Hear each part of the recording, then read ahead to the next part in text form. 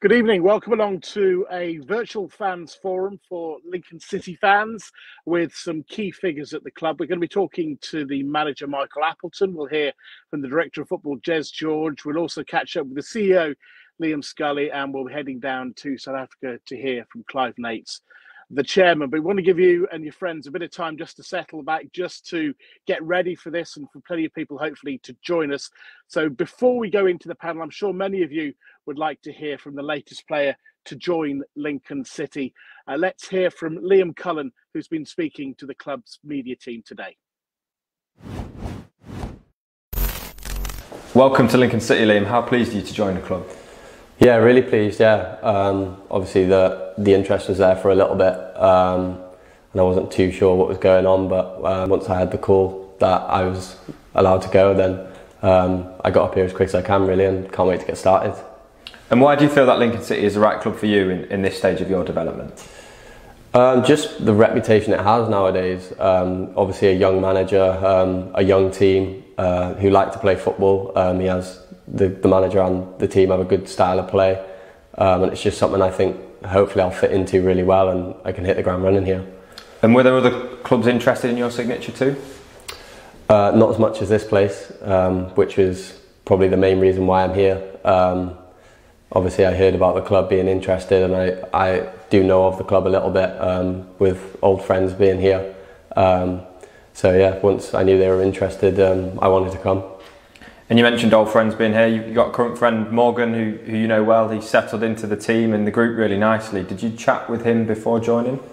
Yeah, we had a few chats before he come, and once he did come, and he's had nothing but good things to say about the club since he's been here. He's obviously started really well with his goal on Saturday and his performance last night, so hopefully I can kick on with him and we can both do well for the club. And for those supporters who haven't seen you play, how would you describe yourself as a player?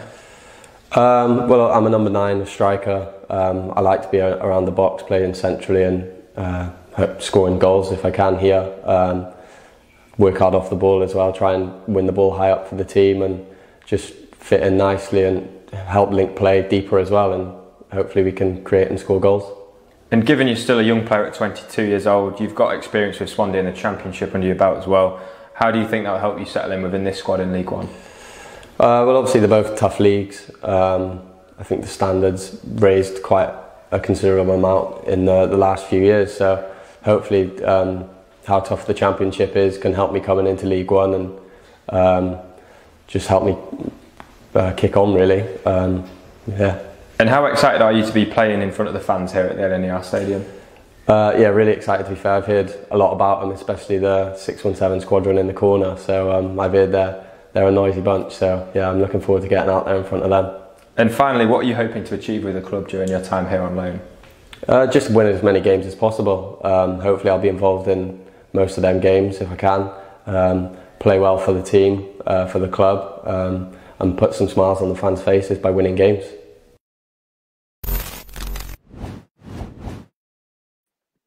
So that's the new signing to Lincoln City. Just before we take the fans' questions, let's go around our panel and head to a room which I think is somewhere at Sinsel Bank, where we've got 3 of our guests that can join us: Michael Appleton, Liam Scully and Jez George. And Michael, we just heard from your newest signing. What are you hoping from him? I know we'll hear much more in your news conference tomorrow, but just perhaps give us an outline of the sort of player that fans can expect to see. I think first and foremost, Michael, goals. I think obviously that's going to be key when you look to bring a striker on board. Obviously, clearly, up until obviously the last 2 games where we've managed to score 5, it's been a real problem for us in the first part of the season. It was obviously high on the agenda to bring in attack-minded players, and obviously Liam, he's a good footballer and he's got good attributes in terms of his link-up play and joining in with the rest of the team. But first and foremost, we wanted to come in and score goals, and we're quite happy to get him on board and delighted the fact that he chose Lincoln, and I'm sure he'll in no time, once he gets 1 or 2 goals, be a fan's favourite.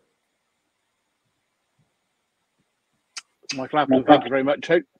Let's see if we can head down to Clive in South Africa. And Clive, obviously excited to see him join and been pleased, I'm sure, with the results in recent weeks. Yeah, I mean, 2 fantastic results in 4 days. We certainly showed against Cheltenham and MK Dons that we were getting back to form. And although the points didn't come in those games, we picked up 6 points against 2 teams fighting for promotion. So, yeah, very happy with that. So that's Clive in South Africa. We're going to get some supporters joining us soon, but we'll start going through some of your questions that you've sent in as well. Some of you haven't got time to come in. So perhaps we could start. I don't know who to set this to. Perhaps to Michael or to Liam. This is from Ashley. Why do we not choose to shoot towards the Stacey West stand in the second half? I don't know if that's something that some of the panel maybe at the LNER might be able to pick up from Ashley.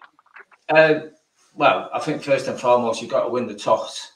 So that's the first thing you've got to do. You've got to win that and then get the opportunity to do that. But I think, obviously, I mean, it depends on the game, doesn't it? Because, that is where the away supporters do go. And, if we've got one of the bigger clubs with bigger away support, it's almost a waste in a sense that, you're attacking that end behind the goal where obviously the away supporters are going to be.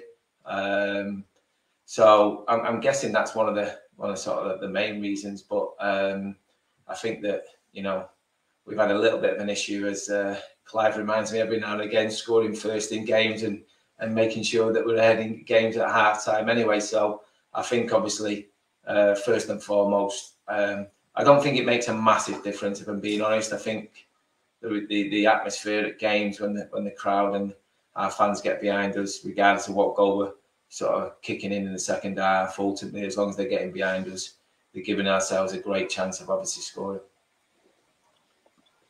Thank you for that. And while we're still waiting for our first guest to come on, another one perhaps for Liam, this one from Cornell. We had obviously the news last night from the City of Lincoln Council about the voting for the huge redevelopment on the west side of the city. Up to 3,000, I think, homes might be built there. But clearly part of that plan does include, and it has a line about a community stadium for Lincoln City. So in light of that, Cornell asks, what's the latest on the new plans from the City of Lincoln Council for Swamppool and potentially us having a new football stadium? Yeah, thanks for the question, Cornell. So I think first and foremost, nothing's really changed on that agenda. Last night was part of the procedure in terms of granting overall planning permission. And I believe there's still some central government hurdles yet to overcome. I think the one thing, just to remind everybody, that the stadium and the community stadium that would be built as part of that development is phase 4 of the project. So at least 4 phases to the overall development. And the timeline of that is certainly not imminent. And is certainly, variable from where we are right now. So as we've always remained, we've got to control the controllables. And first of all, that's at the LNER Stadium, which is why we're doing everything we can, from investing in the pitch in this close summer to the ongoing capital works that we do every year and every summer, as well as the ongoing operating costs. So I think it's obviously something we've got our eye on, and we'll make sure we monitor them and as it develops. But I think our most immediate future, and certainly for the next number of years, 10 plus years, we absolutely will be at the LNER Stadium, and that's where our focus is at the minute. So, keeping an eye on what's going elsewhere, but LNER is our home for the foreseeable. Thank you, Liam. Let's take our first live question. Then I think John, who's a Lincoln City fan, is going to join us. And John, I think you've got a question first of all about a player that's been out on loan that you wonder whether he should be at Sincil Bank.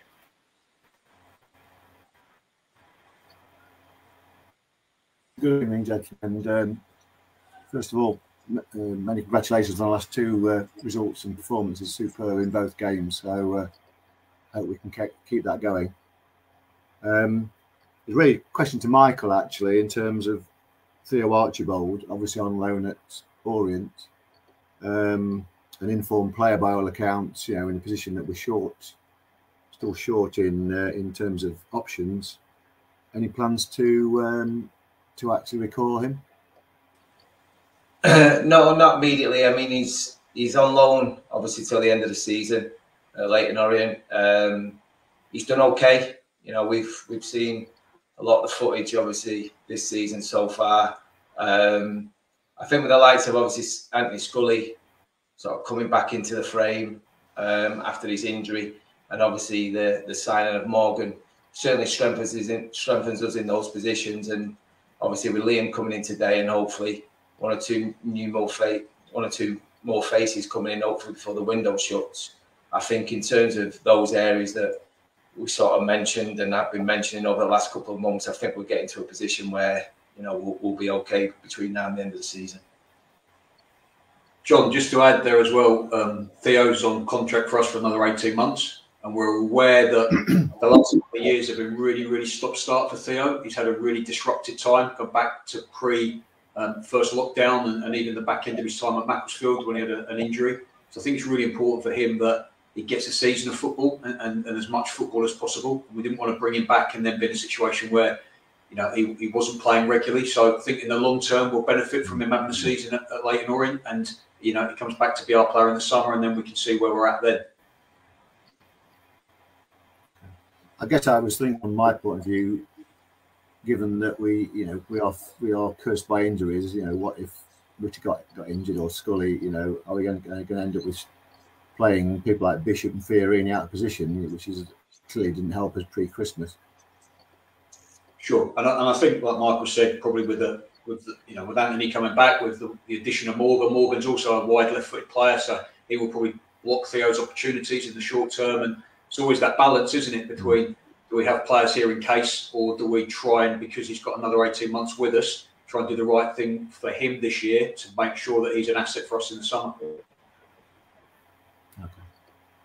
Can I just ask a second question, if I may? Obviously, Jackson, Bridcut, and Walsh, we all know the quality players level, all the players being in the first team. But the problem is the absences that they've had this season and last. I mean, are we getting to the point with one or more of those players that it's almost becoming unsustainable for the club? What, financially, or just because of the lack of availability in terms of just in terms of, yeah, well, both. I guess it could be both, but certainly in terms of, I was thinking more availability in terms that clearly you want to call on those players, and hopefully we'll, you know, you might be able to give me an indication about how close they are. But we've just been without them so many games, haven't we? And it's clearly hurt us over the first half of this season. Yeah, no, most definitely. I think in terms of hopefully good news, you know, we certainly hope that, you know, Joe Walsh becomes available to play probably the start of February. He's in a position at the minute where he's had a couple of weeks training and he's able to play certainly in the coming weeks some gradual minutes in sort of behind closed door games against decent opposition that we've got arranged. So that's a positive, obviously, and if we can keep him fit, like you say, he's a real asset because one, he's left-sided, and two, he's obviously clearly in the games that he's played for us, we're a much better side when he's in the team than when he's not in the team. I think from Jackson's point of view, from Jacko's point of view, clearly we've been really unfortunate, and he's been unfortunate with the type of injury that he has sustained, with obviously the concussion issues, and obviously, and rightly so, there's protocols that you've got to sort of adhere to these days because, you know, it's been something that sort of come forward certainly over the last 12, 18 months, maybe 2 years of sort of footballers when they retire having issues due to obviously, you know, not being a lot of research in the area, and, you know, players potentially in the past who probably played on the back of, you know, receiving a bang to the head, etc. So we've got to be really cautious and make sure that we do right by Jacko first, and then obviously if we do that, there is a little bit of luck that comes into it, a little bit of fingers crossed that comes into it, because, you know, ultimately he's a defender and he's there to head the ball and defend and be brave, and hopefully over the sort of coming weeks and months we'll get to obviously be able to use him. And in terms of the Bridcut one, I think it's one of them where I think the players who sort of come in, even though they're not the sort of type or a little bit of a different type of player to Brids, I think what Brids does When he's not playing, he still plays a part. Obviously, he's the captain of the football club. He's a presence around the training ground. So when he isn't playing, he still has a sort of part to play. Yes, we'd like to clearly see him play more. But I think in terms of the midfield situation, we're certainly in a bit better, healthier position than we would be, I suppose, if I was asking the question around centre-half. So the centre-half one, hopefully, will be in a position where we can affect that, and that'll get sorted in the next couple of weeks or so. But from a midfield point of view, obviously, we have got options in there, and some of the players, especially like Clive mentioned, over the last month or so, have really come to the fore and put performances in. Thank you very much for the question. Let's just pick up a question from Caroline, which is probably for Liam and for Clive. Given the ongoing success of the Lincoln City FC women's team and the exponential rise of the women's game in popularity, can Lincoln City state exactly what support they'll be giving to the women's team next year, and I guess this year as well, and ongoing? Perhaps for Liam and for perhaps first Clive.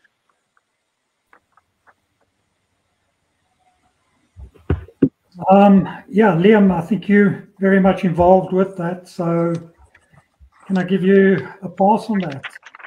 Sure, Clive. Absolutely. So first and foremost, we're really proud of the women's team and what they're doing in the game. And I think our level of support has to come in a number of areas. I think first and foremost, in terms of the strategical support, so from marketing, branding, awareness, and making sure that we're visibly proud and visibly supportive of the women's team, and doing everything we can to help them on a commercial front, get as many fans as we can interested in their games and attending.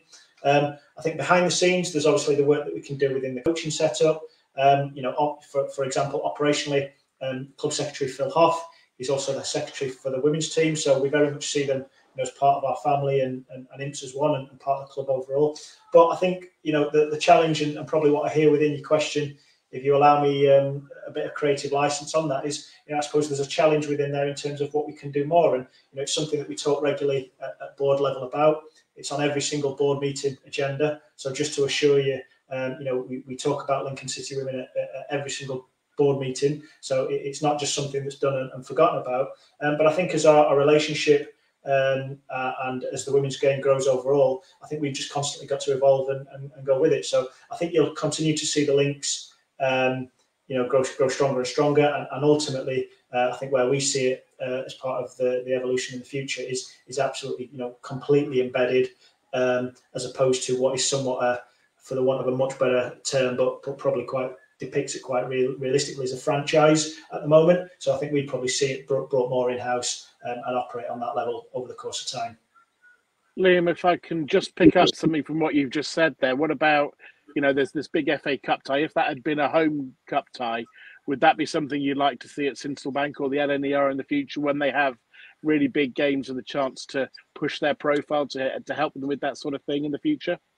Yeah, absolutely. We've actually been trying to have a game at the stadium for a number of years now. I think first and foremost, a couple of years ago we had to be protected because of the pitch situation. We've now ticked that box. And managed to kind of find a way around that. I think just the one thing, without sounding really boring, is that the moment we open the door at the LNER Stadium, we're subject to a safety certificate, which isn't the case when they play at Moorlands or other stadiums, and with that comes a sizable amount of costs. So what wouldn't be sustainable, is playing 15 home games a season at the LNER, because before we even start, there's £45,000 worth of costs to consider, and that just would make it unsustainable. But what we do need to do is pick and choose and be selective over certain games and find the right opportunity, marquee fixtures, and equally, regular fixtures within the season, where we can get the whole city and every supporter behind the club. So yeah, short answer, yeah, absolutely, and something that we'll be looking at. But of course, we've just got to be sensitive to the overall football club and the wider model as well. So certainly, all endeavours and all intentions will be to get a game at the LNER Stadium in the not too distant future. Liam, thank you for that answer. Let's go to Owen's question. On the back of Harvey's investment, do we see any further investors coming on board in the near future? I think that's probably one initially, Clive, down in South Africa, Clive. Yeah, absolutely. That is an objective. We've taken in money from investors of in excess of £6 million over the last 6 years. But for the year that we got to the quarterfinals of the FA Cup, we have been loss-making in all the other years. So we do need investment from investors to cover those losses. We also need investor money to improve infrastructure, whether it's at the EPC, at the LNER Stadium, or just to take the academy forward. And it's obviously going to take a few years at the very least before we can get the club in a more sustainable position. At this stage, the type of investor we're looking for is very much like Harvey, a like-minded investor who's prepared to join in with the existing investor base. That really the whole focus was on the love for the club, the love for football, to try and take the club as far forward as we possibly can. Certainly at this point, we haven't looked to take forward any interest from, say, private equity investment, or looking at new sort of model that is quite prevalent, where you're just one club in a whole group of clubs across the world. So at least at this stage, it's still looking for like-minded investors. And we hope also with Harvey on board, it might open up some investment opportunities in North America. Right, we're going to take a live question now. Martin, a Lincoln City fan on the line. And Martin, I think your question it's sort of connected to the Stacey West, but also to the recent FA Cup tie and something that happened in that match that caught your eye. Yes, thank you, gents, for sparing your time to talk to fans. My question is, can I ask, whilst money is being raised and money loaned by fans to build a new Stacey West stand, why we gave FA Cup money to Bowers and Pitsea FC? It's a club we've never heard of, we probably never hear of again, so surely this money's more important to Lincoln City, especially at this time. And can I just ask, why was the thought of giving the money away thought to be a good idea? Thank you, Martin. I think that's probably one initially for Clive, and then perhaps for Liam on that front. Clive? Yeah, look, it was looked at and it was seen as in the same way as we look for bigger clubs to help us. We thought there was also good publicity to come out of that, and that we could be helping a club a lot lower down the pyramid. And again, it's circumstantial that we happen to play them. There were no previous links, but we saw that as a reason that we could help out. In any event, it did not take any money away from the club. It was covered by investment coming in directly against that amount, and it wasn't a significant amount in any event. Martin, do you want to follow up on that one at all? Yeah, I can understand that the money was probably covered, but at a time when the club needs all the money it can get, I just found it strange. Yeah, it's hard to add any more. We've given the reasons, and sometimes when, you do something good to somebody else, somebody might do something good for you. So it's not always based on, hard financial positions. Sometimes you make decisions that are more emotional, that are more done for, let's say, intangible benefits. Clive, thank you, and Martin, thank you for your question. Just say, if you do put your questions in on the various channels, whether you're watching on the club channel or on our channels, I think Rob, who's doing all the technical stuff, is keeping an eye on it. As you can see, the questions will appear on the screen as well. But we'll take another live one. Paul is going to join us. And Paul, I think your question is really aimed at Michael and Jez, really, about player recruitment, isn't it? Yes. Good afternoon, or good evening, as it is now, gentlemen. My question, yeah, it is about player recruitment. Obviously, we're not in a position where we can just get a checkbook out and say we want Mbappe and X, Y, Z. Is it something where the scouts will look at the under-21 games, under-23 games, and then recommend a player to Michael, or does Michael have a shopping list and get the scouts to then look at those players? Or are we in a situation where a championship side or perhaps a Premier League side will contact the club directly and say, look, we've got this lad, 18, 19, he needs a season in League One. We know you've got a good reputation at bringing players on. Can we loan him to you? So I'll start there, Paul, and then try and go through the process, and then Michael can give you his angle as well. I think it's a really long process to start with, and there's loads of communication throughout the process. But if I try and take you from the start to the finish, hopefully that will give a little bit of clarity. So to start with, when Michael first came to the club, we'd sit down and spend a lot of time identifying the profile of each position. So the way we're going to try and play and the characteristics that are required in each of those positions. So that creates some filters for two guys, especially Mark Tracy, Joe Hutchinson, who do the majority of our identification work in terms of looking at players. So we'll have a real clear idea of what a Lincoln City player looks like, what a Michael Appleton player looks like in terms of, as I said, characteristics in each position. Then as we're getting before a transfer window, we've got several mechanisms where the board, Liam, myself, Michael will have constant communication about what the priorities are, what the planning is, how we're going to evolve the squad, players likely to leave, players likely that we need to join, so that in that sort of immediate 6 months leading up to every transfer window, we've got a real focus of areas. Now, in reality, we've got a small group, so 1 or 2 injuries can change everything. So in reality, we're still looking at every position all the time, but there may well be focus leading up to a particular transfer window in one position or another. And then Mark will be our man on the ground, if you like. So he'll be out watching games every day of the week, practically, under 23 games, as well as League One, League Two, and some National League games. And then Joe will do a lot of his work watching games on video. So probably cover maybe 4 or 5 games every day throughout a week, so that we can have a long list of players in each position that we think could fit the profile of, as I said previously, what we're looking at for Lincoln City. Then the process will come into me where we'll start looking at availability. We'll start looking at affordability. So we go, who's his agent? When's his contract run out? Is he going to be a free agent? What would a transfer fee look like? Is it affordable? Which other clubs potentially might be looking for him? Is it a player that could come out on loan from a bigger club that we can approach well in advance of that transfer window? And we'll probably narrow that down once we put all of those filters in to maybe 5 or 6 players in each position.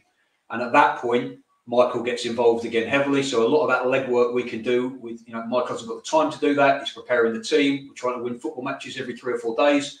So at that point, then we'll have a real in-depth discussion with Michael. Joe will have created a dossier for each of those players. So we'll have maybe 30, 45 minutes of their clips. And then further discussion from that point will be, he's number 1 option, he's number 2, rule these 3 out, could be any one of those 3. So we'll narrow it down to who are we really going to try and go after. And then at that point, we're speaking to the club, we're speaking to the agent, we're seeing whether a deal can be done.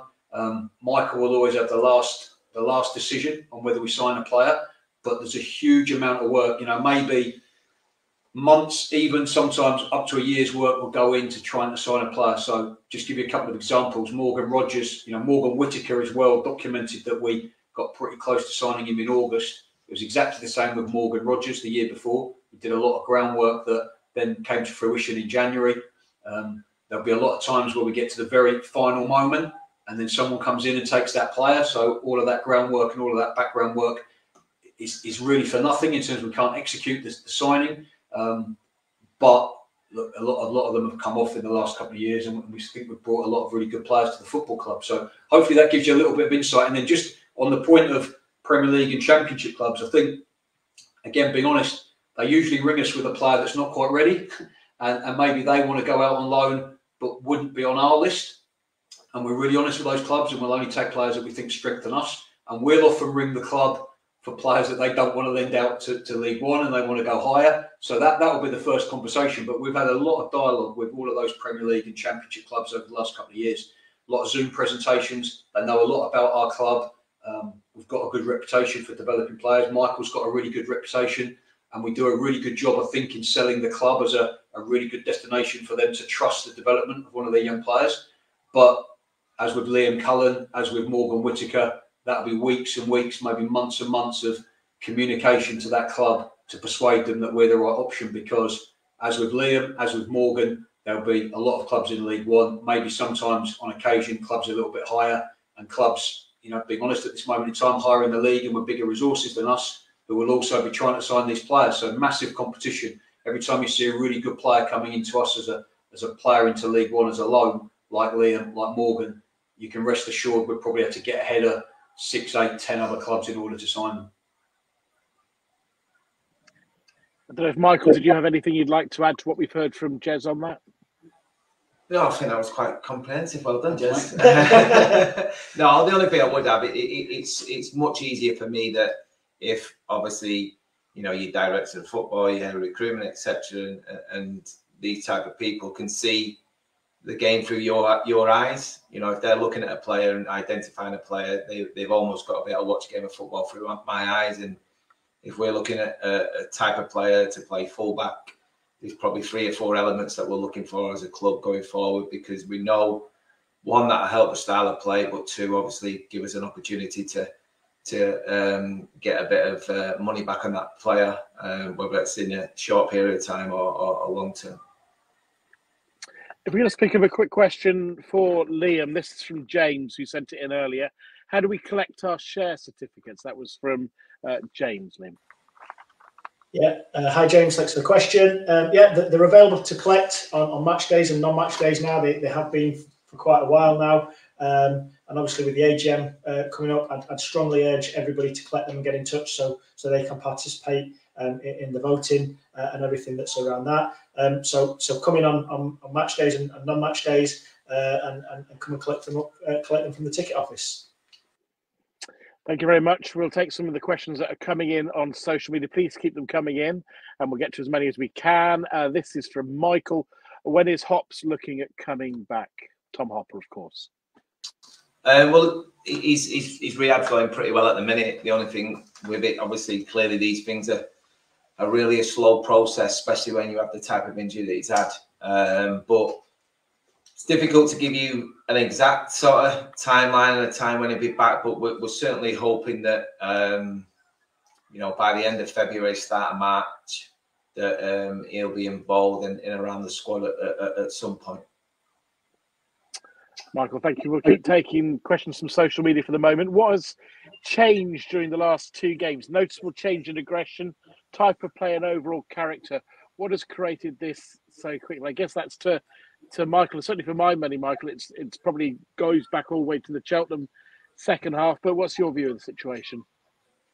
Yeah, probably similar to yourself, although I'd argue probably even further back than that, really. I mean, I think performance is certainly, well, I even think going back to the Crewe game, we've been done by a ridiculous decision from the referee by the initial penalty, but the performance in the first half at Crewe was very, very good. And obviously the way the players played in the second half when they were down to 10 men was really encouraging. And I think the performances since then have gradually been getting better and better. And I think that the Cheltenham game, quite clearly, we should have come away from the game with 3 points, albeit by obviously conceding the 94th minute.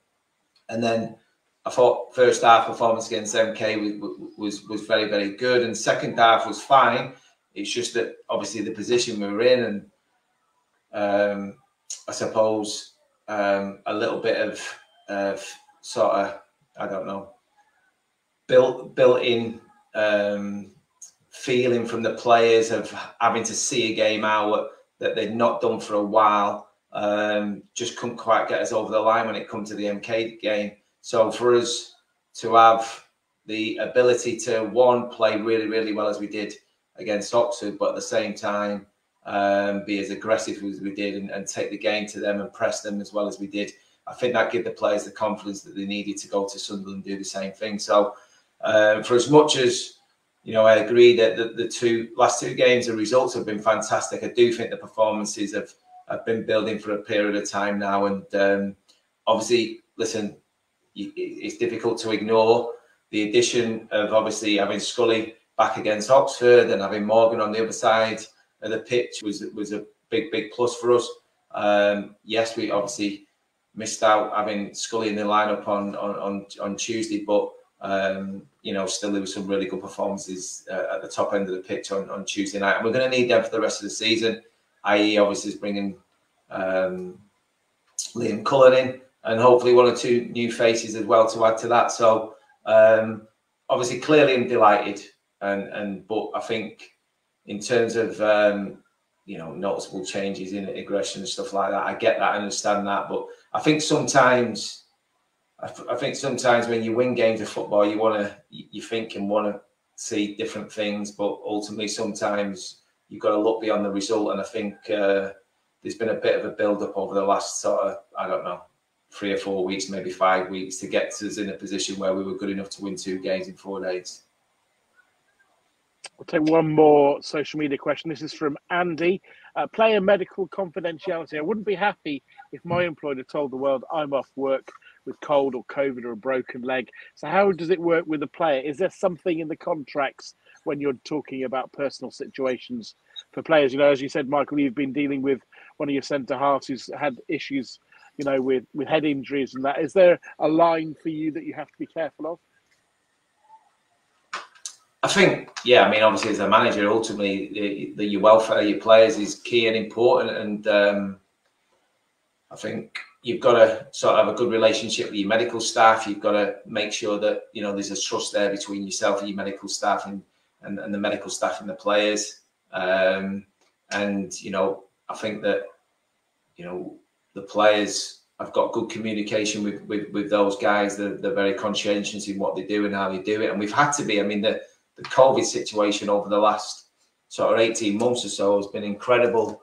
One, having to deal with the amount of sort of players that we've had out with COVID, but not just that, just the protocols that have to be put in place at the EPC, and how the players have got to adhere to them, and how the staff have got to adhere to them. And it's not been, you know, plain sailing. It's not been easy at times, having games called off, etc. So I think first and foremost, you've got to have the players to have a mindset as well, that clearly they're in a business where, you know, they are going to get injured, they are going to pick up things.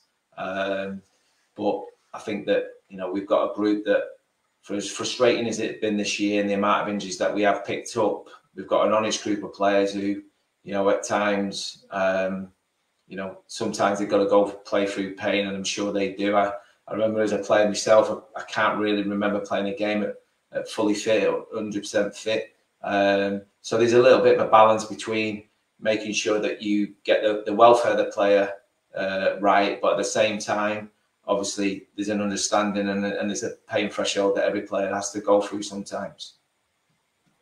Michael, you mentioned COVID there. Can I just pick up a quick one before we take a question from Tim? This came from Harriet earlier on, and perhaps all three of the panel in Lincoln and then Clive could give their views on this. How much has COVID affected the club in the last couple of years? Perhaps start with across the table and then go to Clive down in South Africa after that. Sorry, Mike, it just cut out when you said who, but if I go first and then we'll go from there. I think COVID's obviously affected us in a number of tangible and intangible ways. And I think the biggest thing that I feel we lost with COVID, and it somewhat touches upon this season, is the fans were ultimately locked out during that fantastic season that we had. And, you know, Jez and I used to look at each other during every game. We sat next to each other in the stands. And, you know, we felt so blessed and fortunate to be able to sit, you know, albeit we're doing our job, to sit and watch live football. And, you know, we never, ever got used to being in the stadium without fans. But that bond, that relationship with the players, that opportunity to engage was lost. And of course, with us having a difficult, you know, start to this season, I do, you know, I can't think of a better term to put this, but I suppose the goodwill and the balance and the kind of residual value from that successful season, it almost felt lost. with the fans coming back into the stadium. So, as much as we can look at it from a balance sheet and what we lost commercially and financially, it's easy for me to say this. I don't pay the bills, but we can do things that mitigate that or reduce that. I think the biggest thing that we actually lost was the contact with the fans, and I suppose something I get quite precious and upset about is whenever I hear accusations against the club of not being in touch, the players not having a link with the fans, and not being as engaged maybe as we were in years gone by. Well, an example of that is, we did 150 player visits in a 6-week period. I can assure you that if we map that against other football clubs in the EFL, and bearing in mind that was during COVID times as well, that would be in the top 5% of the country. And we're absolutely committed to our kind of community engagement, and absolutely committed to ensuring that our football club is accessible to all, and equally that we're out there engaging. So if you ask me what was the one thing that we lost in COVID above anything else, forget finances. I think it was creating memories and opportunities. Some of the last minute goals, as a young man growing up, I'd go to the football with my dad, and I can remember the last minute winners, and the horrible away days where it's rainy and cold and you come down, you win from being 2-0 down or whatever. And I think losing fans in the stadium and losing those opportunities to create memories with such a fantastic season, I think that'll be the one thing that will always remain with me on that front. And perhaps, Michael, just briefly from you and from Jez, and then we'll pop down for Clive for a view on the COVID impact on all of you and the jobs you've been trying to do. I think from my point of view, Liam's hit the nail on the head, really. The sort of, it was interesting, obviously, because if you think some of the players that we had last year who were actually not even in now, they lost that opportunity to build that bond, we touched on Theo. Theo's obviously out at Leyton Orient, but James Jones was here for the season and had a decent season with us, who's now moved on. He never got that opportunity to really feel and see what it was like with a full LMER. I think from a training point of view, I think sometimes last season it was difficult because got to be careful what I say. From a clarity point of view, at times it was a little bit fuzzy in terms of what we could and couldn't do around sort of matches, and whether there was a certain amount of players that you had to have fit and available.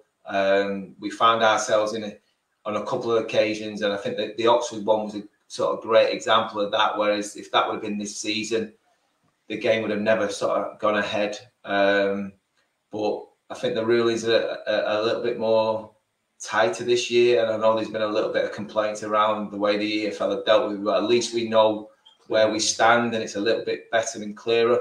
That was hard to deal with last year because you didn't know if someone had been tested sort of positive on a lateral flow but had no symptoms, were they available to play, etc., or if they've got the symptoms and were positive on a lateral flow but negative on a PCR, they were able to play. So there was a lot of sort of grey areas last season, and people might argue that there's the same this year, but certainly from my point of view, I feel a little bit clearer of what we can and can't do.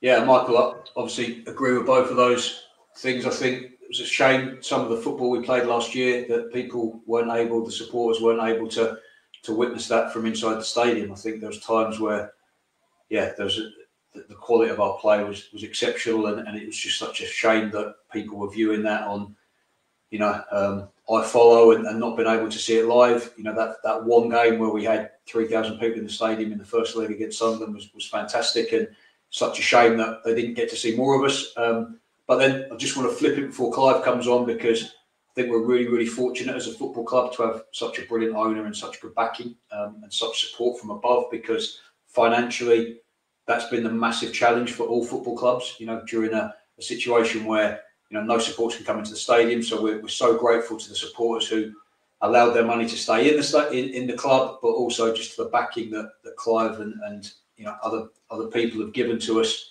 Jay and others, that, without that, the club doesn't get through the situation in as good a state and as strong a state, and been able to still compete on the football pitch and still bring in players of the quality of Liam and Morgan in this transfer window, and other players in the summer. And I'm sure we'll talk later about the squad and signings and stuff like that, but the landscape was so different this summer to last. And it's quite ironic when 18 months ago, 2 years ago, every single football club in League One was talking about was survival and wages were going to go down, and this was the chance to reset and everything was going to be more sensible and sustainable. And then 12 months later, it's absolute carnage in League One, and people are paying crazy money again. So, to come through that and still be in a really good, in a really good position as a football club in terms of financially stable, still able to compete on the football pitch, still have some good players in the squad, and now have the stadium back open, I think great credit to Clive and the rest of the board.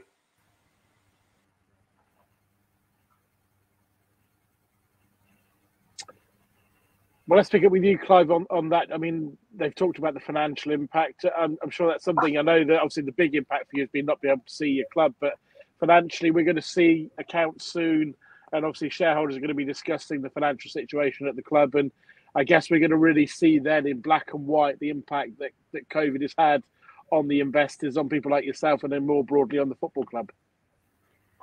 Yeah, look, the club was helped to some extent from the lack of having fans attending games through the Premier League rescue package, through government support. Just maybe looking at it from a different angle. I think what COVID has done is worldwide has created inflation, which is something that has been dormant, throughout the world for quite a while. So what we're going to see now is increased costs, which are going to impact on fans because there's no doubt that their income will not increase at the same pace. And obviously the club is facing increased costs on the back of higher inflation and also lack of staff in the hospitality arena, which is going to force up wages in that area as well. So there's going to be certainly some medium-term effects that will have a negative impact on businesses and in general and the club. You're also going to have fans that are maybe not able or not willing to attend games.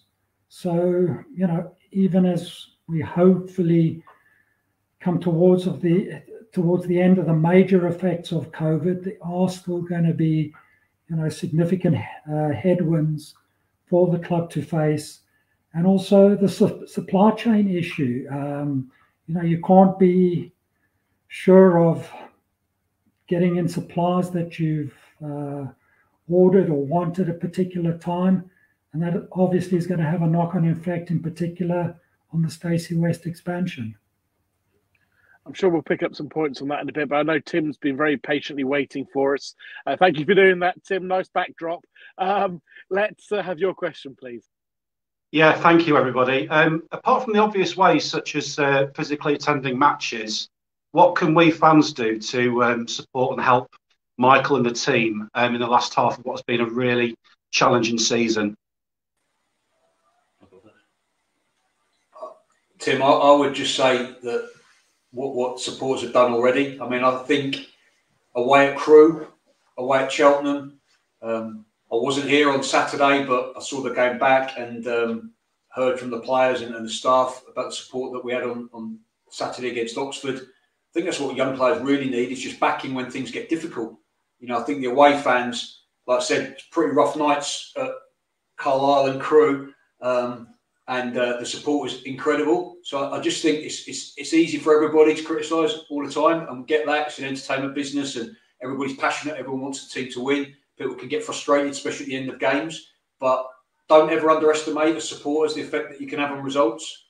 And I think, especially when there's a young group and we try and play in the way we try and play, it really needs, the backing that can come from the terraces and the mood inside the stadium has such a massive impact on results. So I would just say, continue supporting the club like you do, not just in numbers, but in the attitude we have during games. And the players really, really feel that. And I know we can just say that professional footballers, they should be able to handle everything. It's true, but we need to make this a really tough place for opposing teams to come. And our players feel that support all the time. And we know that we've got to improve our home record, and that's something that we want to do. And hopefully we started the year in the way that we can go forward. But that would be my big message, would just be like how grateful we are for the support. and how much of an impact on the result you can have from the terraces. And was there anything, Michael, was there anything to add to that, or Liam would like to add to anything that Jez has said on that question before we move on? Well, I think the only thing I will say is just to back up what Jez said, and it's an anecdote, and I think we can share it now because the players moved on. But the day we signed Teo Eden, he was actually on the road. He was up on the A1 to another club further north, and Jez, to be honest, harangued the life out of his agent and just convinced him to come and watch our game on the way up. And Teo was in the stands against the Ipswich game, and look, it just happened to be a sellout, and it just happened to be the day that George Grant, banged that free kick in. And as much as Jez would like to pat himself on the back and the credit that he takes for recruiting Teo, 5 minutes after the final whistle of that game, Teo's turned around and all of a sudden he's signing for Lincoln.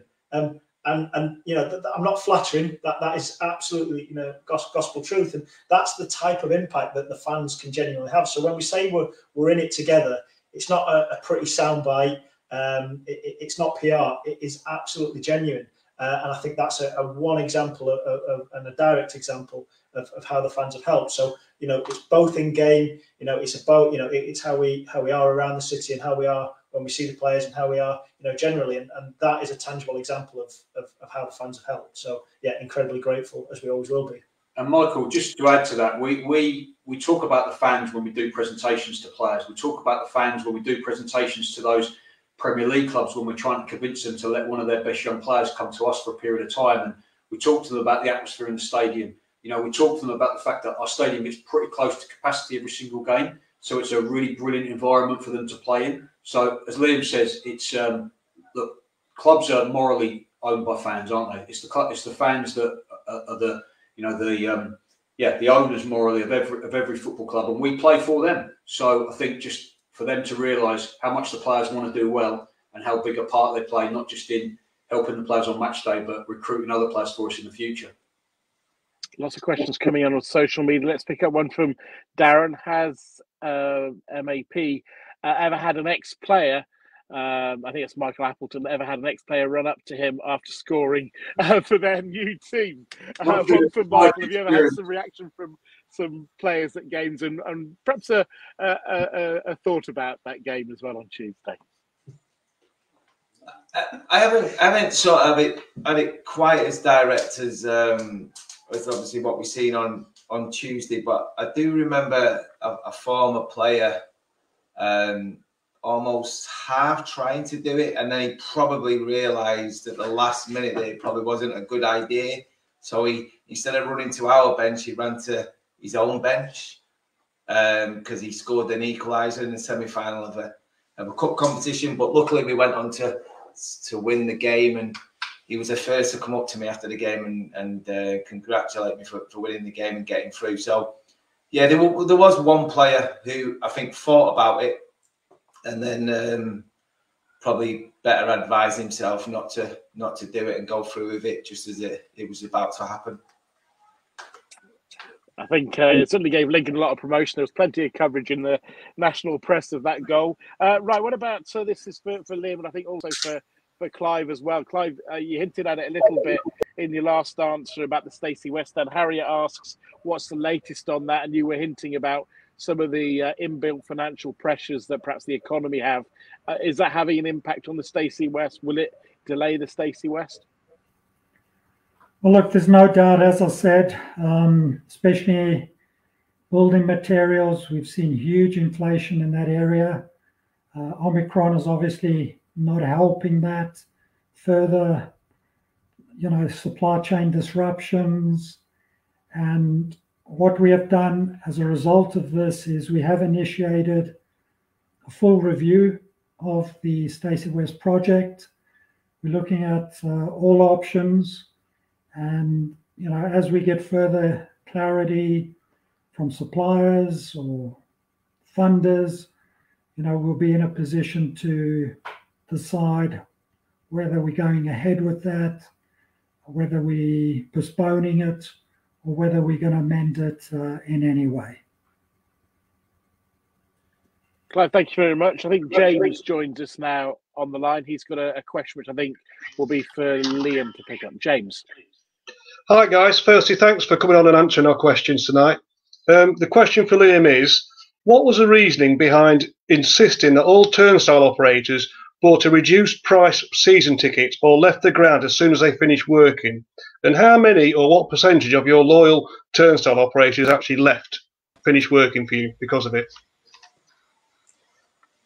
So I think that's a really interesting question, and if you allow me, I promise this isn't a politician's answer, but if I go a couple of tiers up from that and then come back. So, you know, my job at this football club is to ensure that we're, you know, commercially savvy and make the most of commercial opportunities and equally operationally efficient.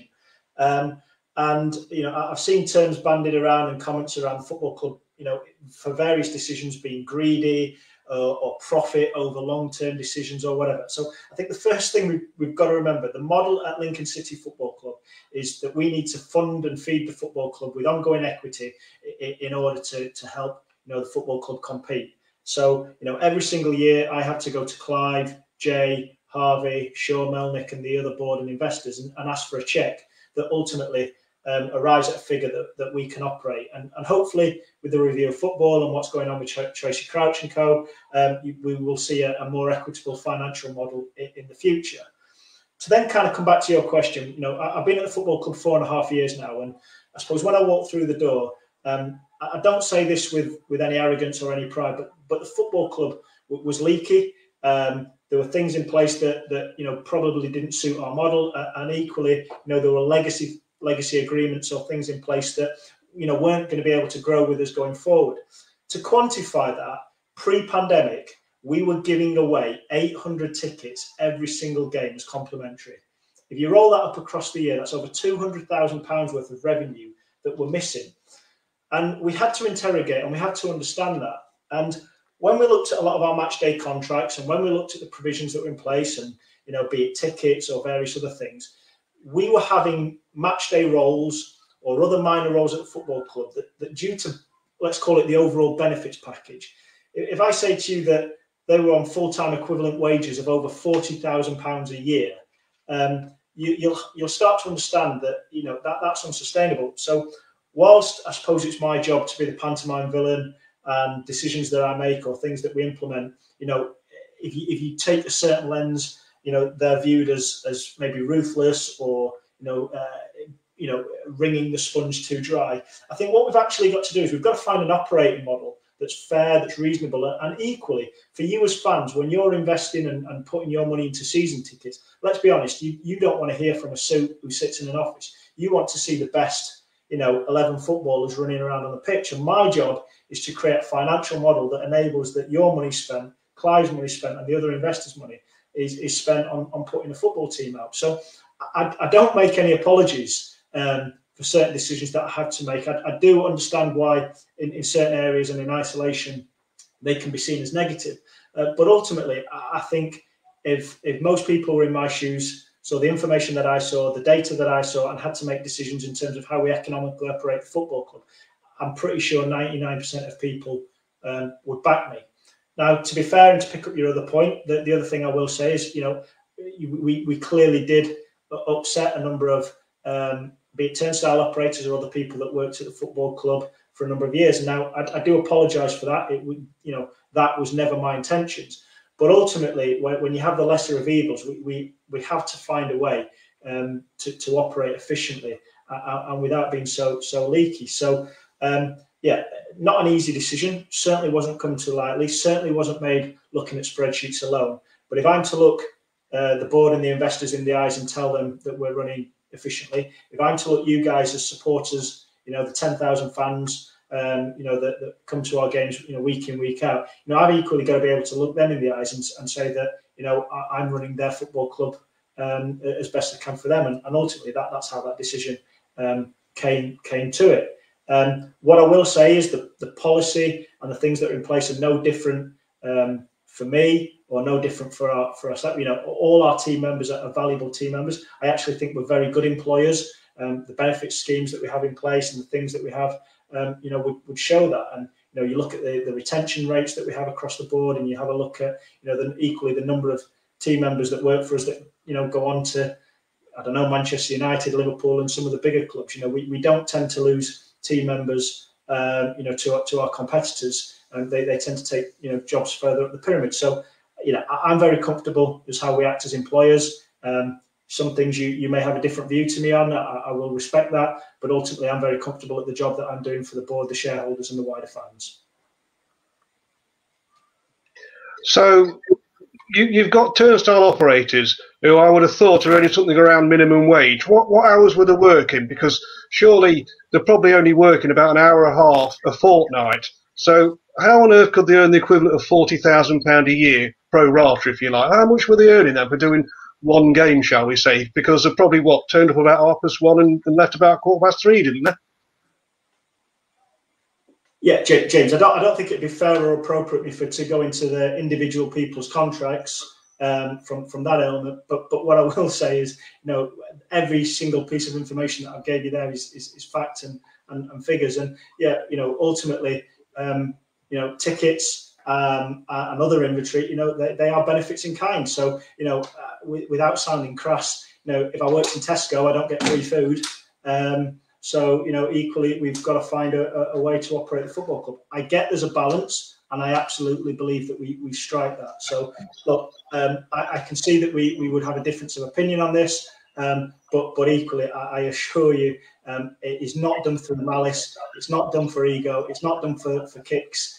It's done because we've economically got to find a way to run the football club that is sustainable and puts the money you put in and the investors put in to the best possible use. And handing out £200,000 plus worth of tickets every year doesn't meet that mandate. Whilst I agree with you in principle, I'm sorry, I don't know if you can still hear me because you froze a little bit. Whilst I agree with you in principle about you shouldn't be giving away sort of 800 tickets a week, I quite agree with that. In fact, I couldn't agree with you more. But we're talking about turnstile operators here who are coming to work. They're probably only getting an hour and a half's pay, which ain't going to be an awful lot of money. And I would have thought if they get £10 an hour, they've done well. And there isn't a seat in the ground that they could have sat on free. And you know, it's not as if you're taking revenue away from the club but letting them sit down in a seat, is it? These people have worked for you for years. Some of them were pensioners and had worked there 20 odd years. And you just sort of said to them, look, if you don't buy a season ticket, you're out. You've got to go home. I mean, these guys have been coming for years when we was in the conference and when we was in the Division 4 and what have you. And they've been doing the job for years and knew exactly what they were doing. I dare say you could trust them, or else you wouldn't have had them there that long. And here we are just saying to them, no, if you don't pay, you're out. We're not talking about top room staff here. We're talking about grassroots level employees at the very bottom of the scale, not at the top. Yeah, no, James, I completely contest the way that you framed that. That certainly wasn't how it was done. It had far more feeling in that and was done far more sensitively. But you know what I will say is, you know, it goes back to, you know, when people, you know, let's talk about the season ticket policy when we changed that, or the ticket policy for the pensioners. You know, for the over 65s. When we changed that policy, when we had the consultation meetings, there's still a number of fans that were very, very unhappy with me. And when we talked about the solutions, you know, their solution was, well, it's fine. I agree with you. Just do it next year. So, you know, ultimately, in every decision we have to make, there has to be a cut-off point. And I absolutely understand my role at times is to make decisions that are unpopular. And I completely see your views. I do respect it.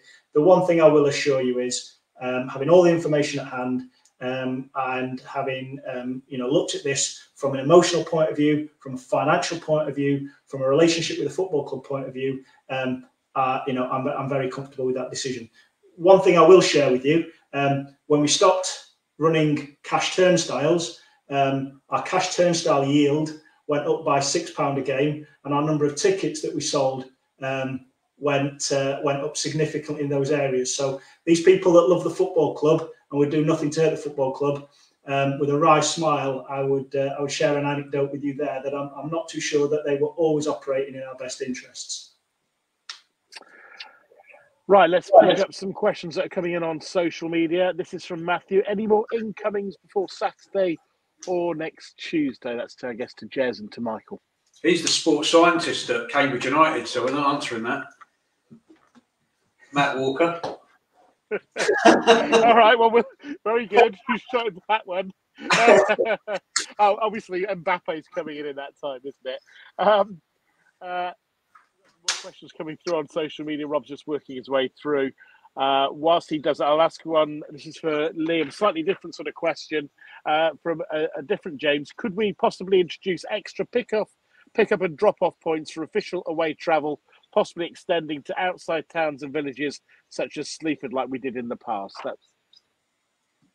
Yeah, really good suggestion. Obviously, the official transport's run by Chris Ashton, can never say that, and Reading Community Travel. It's a great suggestion. I'll certainly speak with Chris and we'll look into it. Let's pick up some questions. Hopefully this is you, Michael, not me. How does Michael feel about his good friend, Steve Evans, getting the sack? That's from Andy. No, listen, listen, no one wants to see anyone get the sack. It's a difficult job as it is. I'm sure Steve will be back in work very, very soon, regardless of difference of opinions on various things and styles of play, etc. He has a good record at doing certain things, and I'm sure someone else will be benefiting from that very, very soon. See, I can be a politician as well. Better than me. I never had you down as a diplomat, Michael, at all. Now, when is the food and drink getting sorted out? Way too expensive. And this is from Andy, by the way. Also in the fan zone, can we have cover for the seating area? I know it's another cost, but you can only squeeze so many people into the TP suite when it's wet. Liam. Yeah, no. So a couple of things on that. It goes back to this. Look, we only have a single bucket for spend. So whether that's players, whether that's provision for the players and support, whether that's operating costs, we do only have one bucket to dip into. And again, part of my job, working with the board of directors every year, is trying to understand where we spend our money. As Clive said, over 6 million has come in from investors and backers over the last few years, and equally, we over the last year, number of years, we spent over £500,000 a year on the stadium and the wider infrastructure. I believe we did an audit a number of months ago, and I believe we could spend something like £6.5 million tomorrow on the stadium. And the truth of the matter is, the fans probably wouldn't know a great deal of difference. So part of my job, I suppose, is trying to pick and choose and spend our capital sums each year in the best possible way. But improving the fan village, winterproofing it, and extending that is definitely on the agenda. Talking about the food and drink, look, I hear you. We've definitely not optimised the new relationship and the catering offer with Elior at this moment in time. 100%. And you're absolutely right to hold us account in order to try and improve that. Rob Noble, you may have seen, has joined us as head of support services. We're really fortunate to have Rob. Not only is he a Lincoln City fan, but he's a very experienced operator within the football world. And over the course of time, Rob, as head of support services, is going to be working specifically on a number of areas. So, look, I get that we've got a long way to go to optimising these relationships, but I think the way that hopefully you can see that we're serious around solving them is by investing into our executive team.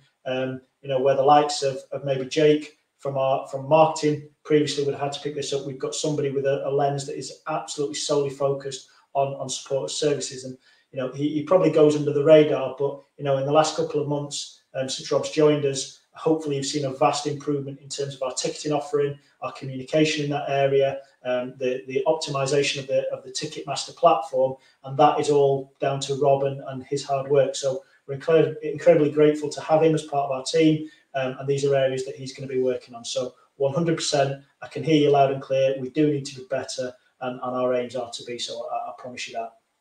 One for Michael and for Jez. Have we had any bids for any of our players this transfer window? No. Very good. While Rob sorts the screen, I've got a follow-up to that one. It's from Cornell. Question for Michael Appleton. Are you determined that Josh Griffiths, Conor McGrandles and Anthony Scully stay with us for the second half of the season? Well, the short answer is yes. But again, obviously, sometimes that can be out of our control. But yeah, I'll be very, very, very surprised if those 3 players are not with us on the 2nd of February. Is the deadline? I think you've been talking in interviews about Josh Griffiths and the deadline. Are we getting close to when you'll be confident he's going to be here for the second half of the season? We'll talk about it when it's gone, Michael. Yeah. That's the best way, if you don't mind. Yeah. Let's not tempt fate. Another one from social media, from Facebook, from Alex. How much benefit has these new electronic perimeter boards brought to the club? Liam.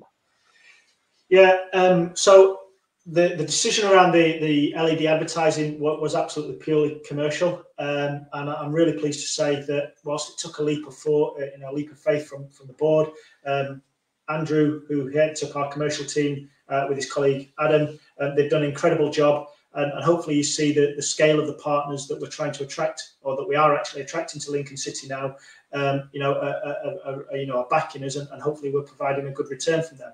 Really proud that we won Partner of the Year with LNER, and that's no small feat. But yeah, absolutely, it's a commercial decision. It is providing a commercial return, and it was being a wise investment. So, thank you to all the local businesses, partners, and sponsors that have also backed us with that. And equally, it's really pleasing to see regional and national partners, as part of our sponsor matrix now at Lincoln City. Not so long ago at the football club, LNER was our first national or even regional partner, and now we have a plethora of them. So hopefully that goes back to the bucket analogy and the fact that we're filling the bucket as much as we can for the betterment of Michael and the team. So you see some of the comments and the question coming in.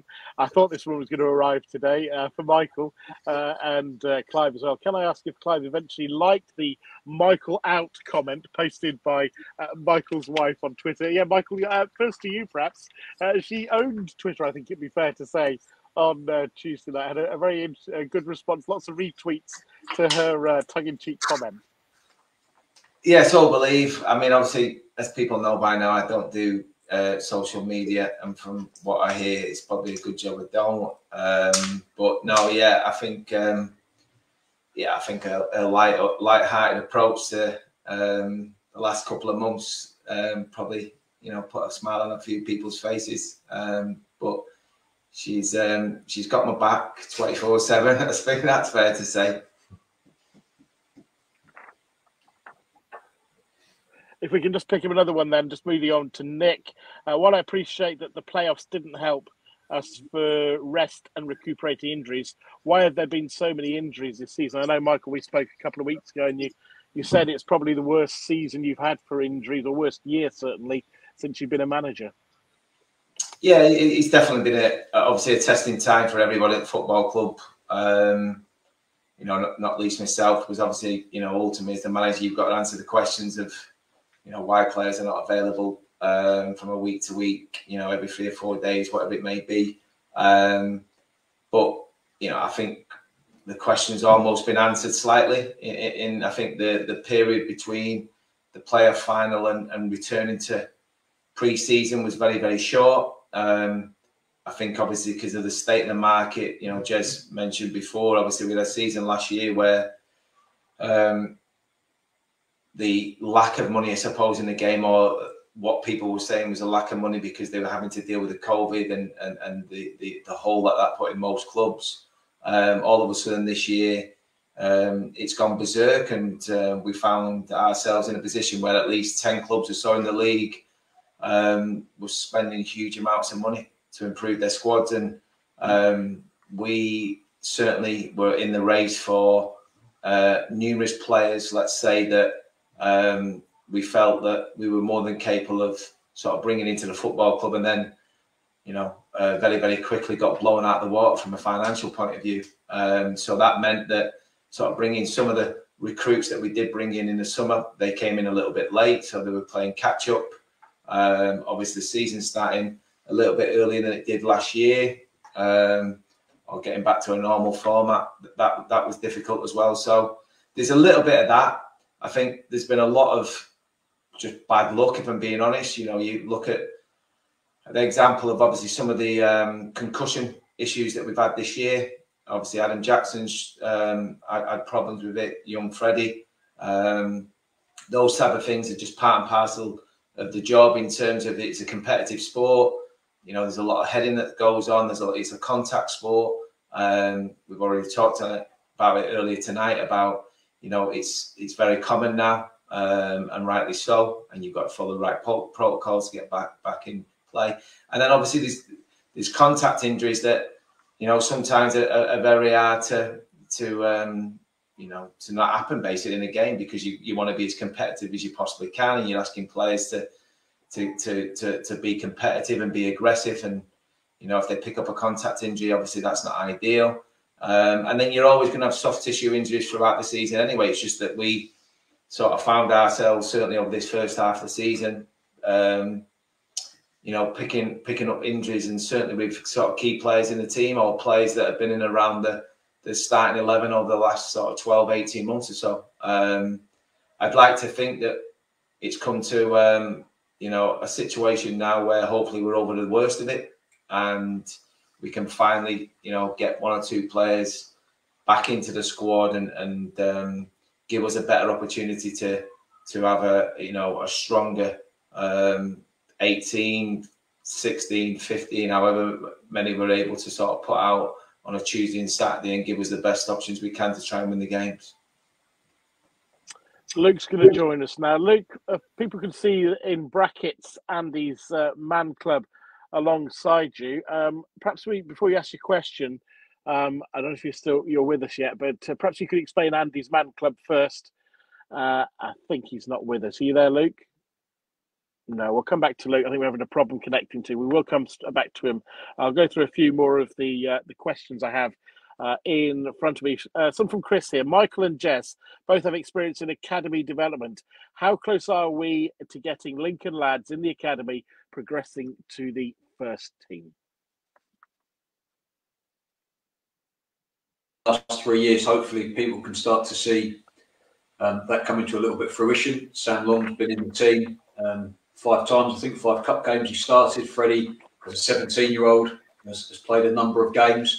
Now, if we want those homegrown players to be Lincoln homegrown players, they're going to come around a little fewer and further between than if we just want players who are going to come through our system, because just sheer chimney pots, a number of players, it just means that to get to the level required to play in League One is really tough. So we have to throw the net a little bit wider to make sure that we consistently bring through players from our academy into the first team. That said, probably our under-14s downwards, we'd have a real expectation that the majority of the scholars would come out of the schoolboy program, so out of our own academy, and we wouldn't need to, at 16, go so far afield for so many. But that comes as well, probably, at those younger age groups, of spreading the net a little bit wider and recruiting into the academy from the distance that the rules permit. So you're allowed players to travel in certain age groups within an hour of Lincoln, and with other age groups as they get older in the schoolboy from 12s to 16s within an hour and a half. So we throw the net a little bit wider. That means we've got more players to select from. That means we've got a better chance of getting scholars through to the program, or sorry, schoolboys through to the scholarship program, and then out of that scholarship program into being a professional footballer and hopefully playing for Lincoln City. So some really good examples of local boys. So Charlie Carlisle, Denny Oliver, 2 Lincoln boys, both got scholars early. Denny plays for our under-15s. Beat Rotherham 1-0 last night in Floodlit League Cup at under-15 level. So Denny's a really good player who's already got a scholar. Charlie is an under-14, again, Lincoln lad, family season ticket holders, who again has got a scholar, and there'll be a lot more of those coming through in the coming years. But it won't exclusively be from Lincoln. It might be from a little bit outside. And look, Lincoln's the second largest county geographically in the country, but not got huge population centres. So we do have to make sure that we go far and wide and find and identify at a young age the best young players, not just in Lincoln, but Lincolnshire and to the west, because there's more population centres there, edge of Sheffield, edge of Nottingham. So I think we've worked really hard, and I think, in summary, we've started to see some of that, the results of that work, and hopefully in the next few years we'll see even more. Hopefully we'll come to Luke in a bit. I think we're still not quite with him, but let's pick up another question from Chris, one for Liam, probably a quite simple one. When will season tickets for next season be available? Yeah, we're probably looking to announce what they're going to look like probably the middle of next month, with then the traditional early window spanning over the late February, March payday, and the payday after. So probably in the next 4 weeks, we'll be announcing exactly the pricing policy with the option to buy the traditional, early renewal window. Starting late February, early March, going on for about 5 weeks from there. Pick up a question with Michael and with Jez again. This is from Mick on social media. With this week's incoming loans, is the goal now to get Freddie loaned out to gain experience? Freddie's still going through the back end of a concussion protocol. Just think Michael will answer after me, but at the moment, brilliant for Freddie to be around the group. He's played some minutes. It's a position where you can come on the pitch, as a substitute, whereas certain other positions, goalkeeper, centre-back, you're probably more readily looking to loan players out that are young because it's hard for the manager to bring them on in games. So I think at the moment, Freddie being in and around the group has been absolutely brilliant for him, and he's way ahead of probably where we hoped or expected him to be at the moment. So I don't think there's any great rush to do that, but not to say that we won't if other faces join us in this window. Yeah, I mean, obviously, just touching on what Jez said there regarding his injury issue at the minute. Clearly, he's not going to be in a place where he's going to be able to sort of play football before the window shuts.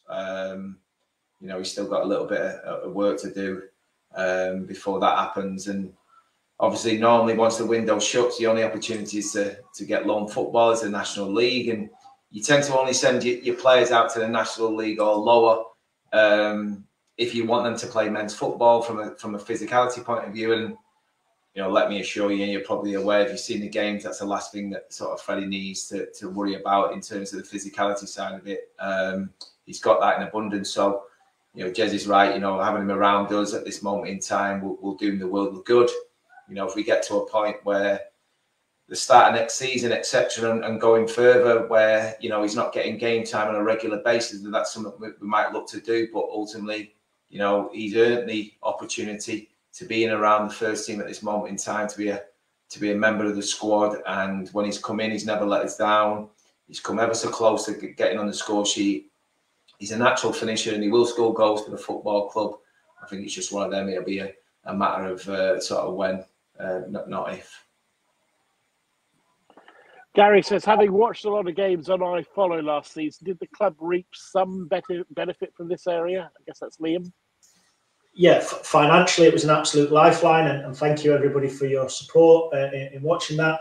Obviously, as you can imagine, multiple. I think on average, there's about 3 season tickets per household at Lincoln City. So rather than receiving the revenue, of a ticket times 3, you're receiving 1 streaming pass. But I think it was a reasonable, the best of the worst solutions, I suppose, in order to make sure the fans could watch the game. And then financially, credit, I've got to say credit to the EFL, because other than the VAT, from the £10, we were receiving £8.33 of every stream. So yeah, it was an absolute financial lifeline. And once again, thank you to everybody that joined that way on. Just while we're talking about iFollow and streaming, interestingly, that we had the anomaly for the game at the weekend without the UEFA article as a blackout game, and then equally, some of the policies that we have going forward. I just want to assure fans that we as Lincoln City, our views at the moment still are that 3 p.m. on Saturday should be protected. It wasn't a policy decision; it was more circumstantial in the fact that we knew a number of fans would be missing the game due to COVID, and it just felt right at this moment in time to give the fans the opportunity to view the Oxford game and go from there. I think we just had the data from the other night. I think it's over 1,400 supporters streamed and watched the Sunderland fixture, and again, that's direct revenue to the football club that obviously goes into that pot and helps overall. So yeah, we've got to have a fine balance, because in stadia, attendance is what we all want and what we've got to protect, but streaming and that product overall, we've got to be alive to the fact that this will have a role in football finances to play in the future, and Lincoln City have got to make sure that we're not left behind, but equally, like the challenge I had from many fans, that we don't actively open the door to some other evils that may come with this. So a fine balance to have, but there's certainly benefit that we just need to manage overall. Another one for Liam from Sarah that sent in earlier. With plans for the fun fair for the Burton game, what is being done to drive fan engagement? Yeah, I think this is an area that we're obviously working incredibly hard at in all areas, and we continually hold the mirror up to ourselves and look around what's going on at other football clubs. Speaking with Harvey and learning a little bit from what they do, at the Padres and even Landon at San Diego Loyals. I think, careful what I say here, but what we don't want razzmatazz. We still love our game, as it is, and the purists of that. But I think equally we've got to do as much as we can to make ourselves attractive to families, to make ourselves attractive to new fans. We've been working with Lisa and the team there in order to make sure that we're opening our doors to many fans as communities that probably won't have the ability to access our games, or certainly need additional our support in helping that happen. But we are a community football club, and we're serious with that. And without opening the Bowers and Pitsea comment again, I think it's important that our everyday actions evidence that. And what we aim to do is the centrepiece of any Saturday is the 90 minutes on the pitch. We get that. We can't control the outcome, and we can't control results at times. But we want everybody to enjoy their match day when they come to the LNER Stadium. So hopefully we can entice you in a little bit earlier, come in the fan village, participate in all the activities. We've had a lot that happens with Lincoln City Foundation in the classrooms, in the fan village itself and other areas, and just create a wider match day that is a good family day out that's felt as value for money. And that's what we're working hard on. So the Burton game will be trying something new. We'll see how it works. We'll love to hear your feedback, but hopefully we can make it more than just about the 90 minutes. Another one for Liam from Roger. Why do we have a non-league quality scoreboard above the Stacey West? It's too small for the information on it to be seen around the ground. Because Clive's too tight and won't give us a new one.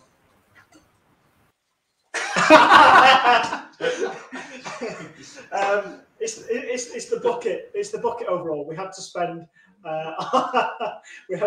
our money wisely. It's an area that we know we do need to invest in at some point. But hopefully, it'll be something that we look at in the not too distant future.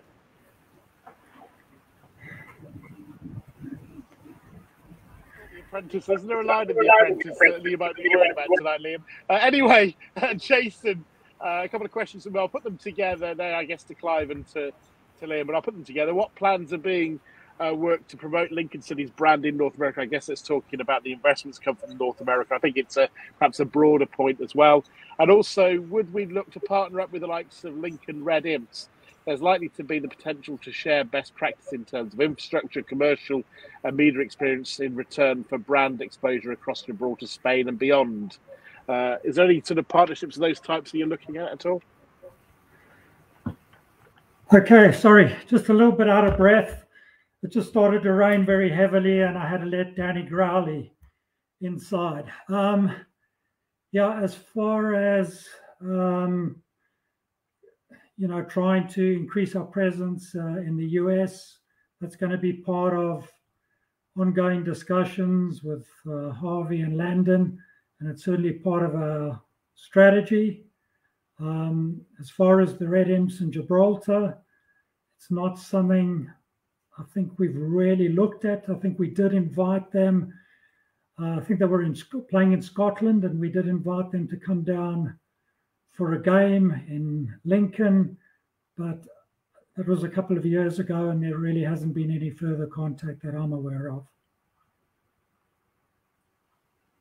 Thank you to Clive. Obviously, he was out walking the dog when Liam had what he had to say.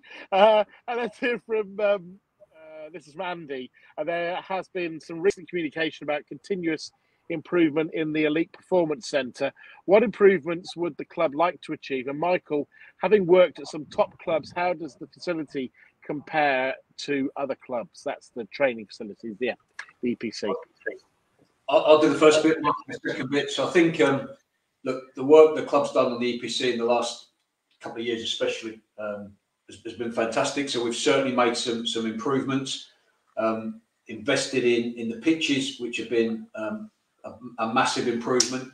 I guess in summary, I'd say we're probably getting to a point where we're outgrowing the building. So the building is fantastic for the players, but we now have a chef comes in, provides lunch, breakfast and lunch for the players. We've probably expanded the number of staff to be at a point where offices are at a premium, meeting places are at a premium. The scholars train up there as often as we can get them there, and it's temporary accommodation for them in terms of changing facilities. We host games there now, whether we play first team squad games or we play the under-18s games on a Saturday morning. So I would say the next stage of development there, and we're lucky that we have so much space, would be a couple of buildings, one for changing rooms and room for the scholars, and one for offices and meeting rooms for the staff. I saw a comment earlier about temporary facilities for parents to watch or supporters to watch the games.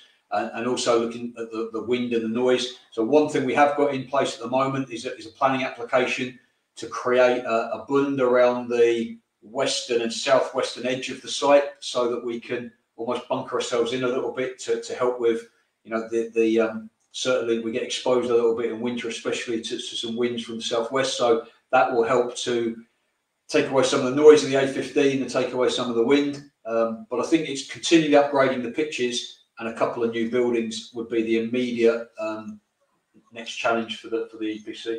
Yeah, I think clearly, having worked at obviously Premier League, Championship clubs in the past, and obviously what the EPC at this moment in time, what it's capable of being, is probably the best way to look at it, rather than what it is now and what it was prior.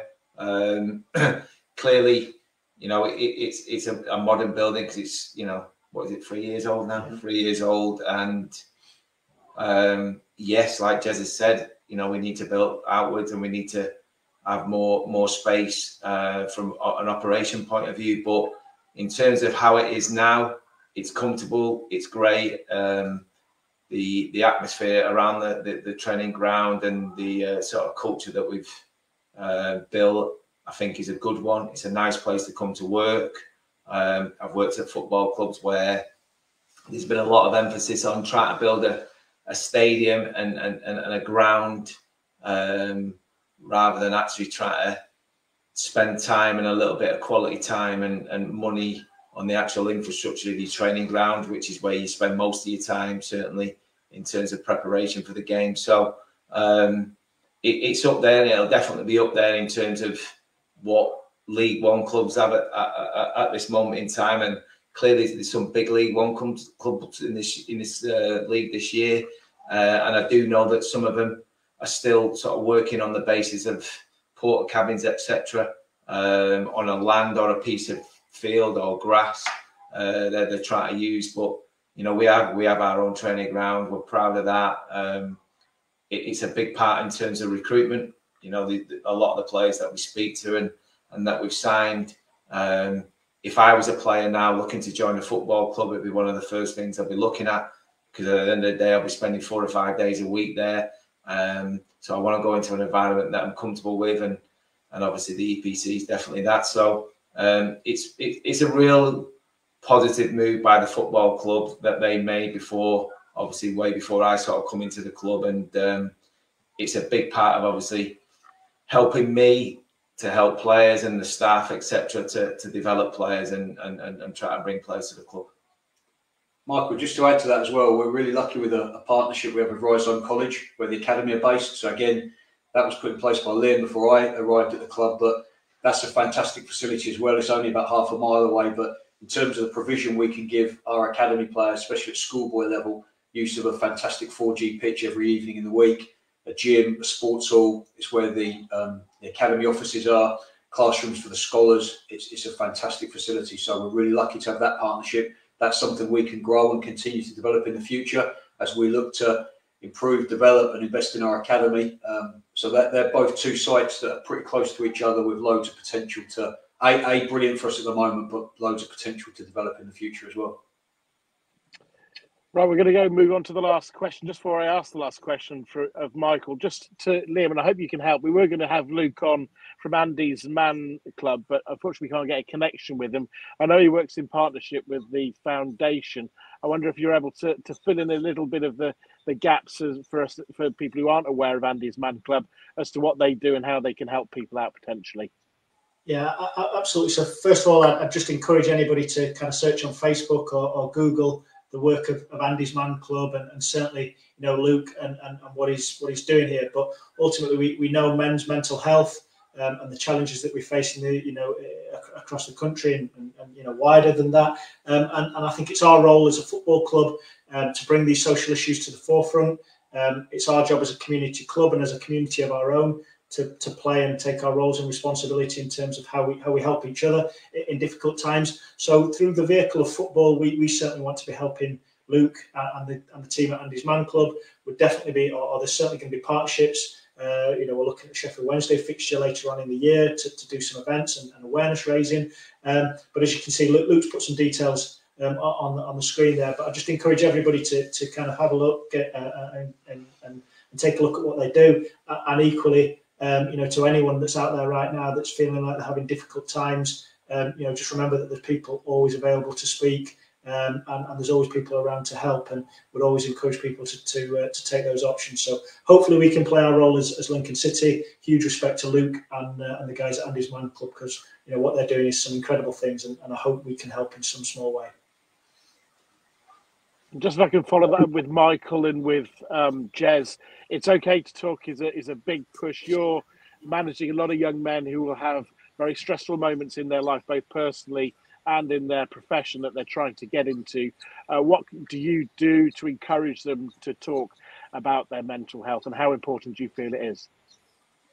I think first and foremost, I mean, obviously it's massively out there, which is great at this moment in time. Over the last sort of couple of years, I think, you know, stuff that's on the TV or social media, I think gives young players more confidence these days to speak up and speak out. I think from a management point of view, I think it's important that a player can feel comfortable being around you, speaking to you. I make it clear to the players all the time that my door's always open to chat. If they have any issues, as obviously most of the members of staff have at the football club, I think one of the ways to help make that happen and make it easier for players, I've just touched on it then, is having the right culture at a football club, having a culture where, you know, you feel comfortable having an opinion. I think that's important, and I think once you do that, you set yourself an opportunity where, you know, there is no certain boundaries. You've got an opportunity to speak, and I think if you do that, you know, you get certain players who, if they have got issues at home or there's certain things that they're not too sure about or they're worried about, they're happy to come and have a conversation and come and have a cup of tea and sort of like, you know, work their way through it. Yeah, just following on from that, Michael, I think really important. There's a lot of players relocate to the city, so I think it's really important that we help them settle in, get them into accommodation as quickly as possible, make sure that first, as I said, settling in period is done properly, and there's a little duty of care off the pitch. I think there's loads of young players join us, and people underestimate how young these first team players are. And then I think at academy level, great piece of work done by a lot of the staff there. Emma Metheringham does a fantastic job in terms of their well-being, and Paul Metheringham with a lot of the safeguarding issues. So yeah, just following on from what Liam and Michael said, it's creating a good environment, it's creating the right culture, and it's making sure that there's a number of staff that all of the players, whether they're 8 or 28, feel comfortable in going to speak to, depending on, you know, them having any issues. Well, a big thank you to everyone who's been in contact. I was going to finish off questions, but I can't really. I'll do the last one too, Clive. I don't know if you can see the screen, but did I hear Clive has a dog called Danny Growley? If so, could he please get a dog called Michael Yappleton? Yeah, we got a dog from a rescue place about 6 years ago. He came with the name Danny. But because he was so badly abused, he does growl a lot. So my son coined him Danny Growley. Thank you very much, Clive. Right, that's it from us. Thank you to the hundreds of you who have been watching this tonight. And just remember, this will still be available on all the social media that you're watching. If you prefer to listen to it, we will put a podcast version of this up on Friday night. The press conferences take place tomorrow with Michael and the players. Will have the Hope and Glory podcast available. And don't forget to listen in to Rob tomorrow night from 6 with the build up to the game. We'll have commentary available for you on Radio Lincolnshire on Saturday. So really, it's just a big thank you to Liam, to Michael, to Jez and to Clive for being involved, all of you for joining in. And I hope you've managed to get the questions that you wanted answered.